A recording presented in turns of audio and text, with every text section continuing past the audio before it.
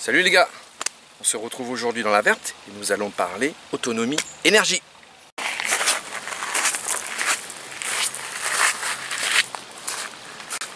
Alors l'autonomie énergétique sur le terrain, je crois qu'on est un peu tous pareil. Le chargeur solaire, pour ma part l'ancien que j'avais a rendu l'âme après de très longues années de service. Donc je me suis rabattu sur le Iluke 25000 mAh. J'ai été long à me décider, c'est pas évident, il y a plein de marques, il y a plein de modèles, plein de budgets. Donc j'ai été un peu fouillé assez loin dans internet pour voir un peu si je trouvais indépendant, c'est un bien gros mot, mais des gens qui faisaient vraiment des tests assez poussés et sérieux pour me faire vraiment une idée de ce que je voulais. Donc j'ai réussi à trouver un petit site qui était assez intéressant, enfin, pour moi très intéressant. Et donc je me suis rabattu sur ce chargeur là. Et il y a du bon, il y a du mauvais. Au budget, il y a du tout. Et pour le mien, ça reste correct, ça rentre dans le budget que je voulais mettre. Donc on va voir un petit peu tout ça en détail. Voici notre chargeur solaire Iluke 25000 mAh. Donc tout de suite, dimension, c'est pas compliqué. Vous voyez, c'est la taille d'un smartphone. Ni plus ni moins. Un petit peu plus épais parce qu'il y a une batterie incorporée, mais sinon, la taille d'un smartphone. Au niveau, pareil, quand il est fermé, comme nous le voyons, au niveau taille, voilà. J'espère que vous voyez bien. La taille d'un smartphone, même mon smartphone est légèrement plus grand, c'est un iPhone 7 Plus. Et au niveau épaisseur, nous sommes environ à 3-4 fois l'épaisseur, on va dire 4 fois l'épaisseur d'un smartphone avec sa coque. Au niveau du poids, l'un des défauts, c'est quand même 538 grammes. Alors pour tous ceux qui cherchent à gagner du poids et être vraiment minimaliste dans leur matériel, c'est peut-être pas le chargeur qu'il vous faut. 538 grammes, bon, je reconnais que ça commence à faire beaucoup. Sinon, 4 panneaux solaires, puissance des 4 panneaux solaires 5 watts, couplé à une batterie, la batterie donnée constructeur 25000 mAh, mAh, quantité d'énergie qui peut être stockée. Donc sur les tests qui ont été faits, en fait les données constructeurs ils sont sympas, ils sont gentils, mais c'est pas du tout la réalité, nous sommes plus proches des 19000 mAh. Donc ça change quand même un petit peu. Mais pour moi, ça me convient, c'est largement suffisant. Pour info, j'ai pu charger. Alors, une fois que la batterie était complètement vide, je l'ai laissé complètement se recharger au niveau solaire. Alors, soleil à bloc, ça va assez vite. Beaucoup de nuages, il n'y a pas d'interruption de charge quand même, ça continue à s'alimenter. Mais c'est beaucoup plus lent. Mais en tout cas, ça continue, ça fonctionne. Donc une fois la batterie complètement chargée, j'ai pu recharger 9 fois mon iPhone 7 Plus. Pour moi, c'est très bien. Alors il faut... L'iPhone 7 Plus a quand même une batterie qui commence à demander beaucoup d'énergie. Donc ça tire beaucoup sur la batterie. Mais enfin 9 fois pour moi, c'est très bien. Je l'ai rechargé aussi puisqu'on a la possibilité, il est fourni avec un câble que l'on branche ici directement en USB sur un ordinateur. Recharger 5 heures pour le recharger en USB. Franchement, très bien, ça fonctionne nickel. En extérieur, la batterie s'est rechargée aussi bien sous la pluie, sous l'orage, sous le froid, sous la neige et bien sûr par beau temps. Très satisfait. Je pensais pas, même il y a des jours où il y avait beaucoup de nuages que ça chargerait. Ça a rechargé. Donc, franchement, c'est très bien. Moi, ça me convient parfaitement. Ensuite, petit cuir sur les panneaux solaires. Voilà, guise de protection. Petit système de fermeture, hein.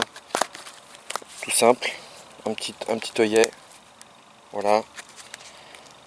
La batterie en elle-même, du plastique assez solide. Ça peut tomber d'un mètre. Ce qui lui est déjà arrivé celui-là, ça ne crée aucune incidence. peux recharger éventuellement 2 appareils en même temps. Ça m'est arrivé 2-3 fois. Bon, ça met un peu plus de temps, mais ça fonctionne. Hein. Alors si on veut être pressé que ça soit chargé en 30 secondes, c'est pas possible, mais ça fonctionne. Mais disons que si vous le rechargez uniquement le soir avec la batterie, ça va vider beaucoup plus rapidement la batterie. Mais ça fonctionne, il n'y a pas de souci. J'ai oublié de préciser, je n'ai pas précisé, mon iPhone 7 Plus, donc rechargé en tout 9 fois, je l'ai déjà dit. Par contre, 2h30 pour le recharger avec une batterie qui était complètement à zéro. Pour la faire revenir à 100%, 2h30 avec ce chargeur.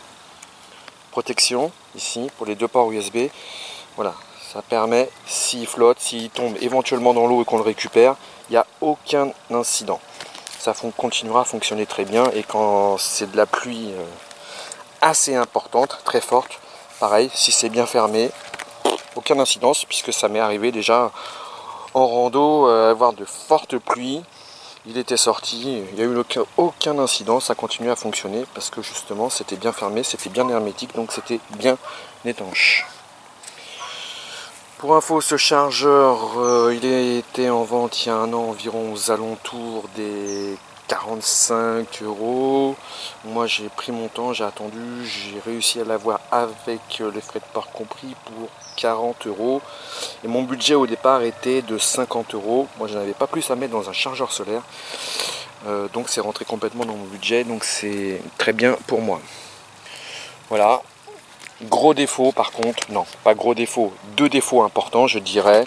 Le poids 538 grammes et pas d'attache, pas fabriqué, pas créé pour le fixer sur un sac à dos. Et ça je trouve que c'est bien dommage. Par contre vous le mettez sur le terrain, vous le mettez sur une souche comme ceci, ou un petit peu en pente, ou vous l'accrochez à la tente, sur le bord d'une fenêtre à la maison, ça se charge, il n'y a pas de souci. Hein.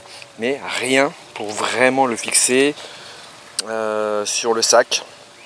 Et qu'ensuite puisse se charger, c'est dommage, donc il faut bidouiller quelque chose. Je ne sais pas si on le voit, mais on a 3 diodes. Sinon je ferai un plan plus important en photo. Voilà, 3 diodes. La petite diode verte pour signaler que nous sommes en charge. Et 3 diodes bleues suivant le stockage de la batterie. Quand une des diodes bleues est fixe, un quart est chargé, 2, 3, 4 quarts. Et vous voyez là, elle est au 3 quarts. Et la verte, ça prend bien les rayons du soleil, enfin une partie des rayons du soleil, ça ne prend pas toute l'énergie des rayons du soleil. Voilà, donc je vous recommande ce chargeur. Je ne vais pas en rajouter des tonnes, hein, il n'y a pas grand chose à dire. Et sur ce, on va voir un petit peu le défaut sur la portabilité. On se retrouve ici avec le chargeur solaire positionné sur un sac à dos. On peut marcher, on peut se balader, il n'y a aucun problème. Mais en même temps, c'est le plus gros défaut, je trouve, de ce chargeur, puisque à l'origine, il n'a pas été prévu pour être positionné sur un sac. Bord de fenêtre, une tente, sur une souche, le soir, enfin, très bien. Mais il n'y a pas du tout de système d'accroche pour quand on se balade, on l'accroche au sac et que la batterie puisse se remplir. C'est vraiment dommage. Donc moi, j'ai bricolé un petit système. Hein, vous voyez, un peu de paracorde, 2 petits mousquetons, voilà. Ça tient, ça charge, hein, ça gêne pas. Et surtout, ça tient, ça se barre pas. C'est le plus important. Mais je trouve que c'est vraiment dommage qu'il n'y ait pas pensé. Bon, c'est comme ça, c'est pas autrement. Mais on trouve toujours une solution. Dernier point sur ce chargeur, il fait aussi office de lampe. Il suffit d'appuyer sur la face inférieure de la batterie. Il y a un petit bouton marche-arrêt. Suivant comment on appuie, il y a 5 modes. Je ne vous en ai pas parlé, je vous le dis juste à titre d'information. Je trouve ça ridicule sur un chargeur solaire. Ils auraient mieux fait de l'enlever. On aurait gagné du poids et là ça aurait été mieux. Personnellement, ça m'intéresse absolument pas d'avoir une lampe sur ce chargeur solaire. Mais bon, ce n'est que mon avis. Donc pour rappel, très bon chargeur, ça charge bien par tous les temps. C'est quand même assez rapide, on peut charger pendant longtemps divers appareils. Donc je trouve ça très bien, fiable, solide. Pluie, neige, froid, couvert, la batterie se recharge, c'est super. On peut aussi, avant de partir en excursion, le charger par un port USB sur l'ordinateur pour avoir une batterie complètement complète. Superbe. Par contre, deux défauts, le poids, 538 grammes. Je trouve que c'est vraiment beaucoup. Et pas d'attache pour l'accrocher à l'arrière du sac quand on se balade, quand on est en marche. Il faut que ça puisse se recharger. Voilà, à vous de voir, à vous de faire votre choix. Il y a du positif, du négatif. Pour 50 € avec les frais de port.